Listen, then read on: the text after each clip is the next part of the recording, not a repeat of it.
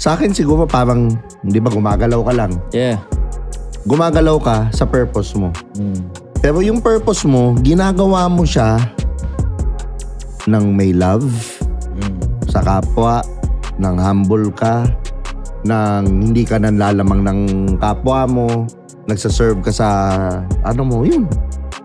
Ginagawa natin yun. Tapos ito pa malupit. Sobrang practical niyan, brother. Hindi natin pinag-uusapan religious shit, ha? Okay, sige. Alam mo naman, puta, sa itsura ko ba mukha ba ako reliyosong tao? Di ba? Obvious naman, puta, si Raulo ko, di ba? Pero hindi natin pinag-uusapan religion. Pinag-uusapan natin practicality.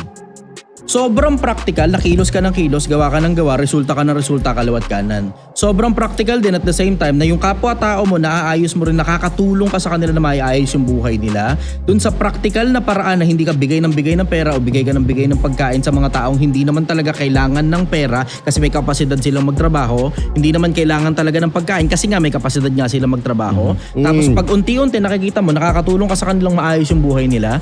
Puta, sobrang practical nun, sa'yo din ang balik. Hindi na spiritual aspect. Yun lang sa konsepto na maghanap buhay ka na kahit na anong hanap buhay, yung mga taong natulungan mo babalik din sa'yo para bumili ng produkto mo.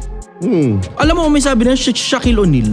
Real talk. Sabi ni Shaquille O'Neal, yung pinakamaganda daw palang klase ng hanap buhay, pinakamagandang klase ng negosyo, yung nakakatulong ka sa mga tao na magbago yung buhay nila.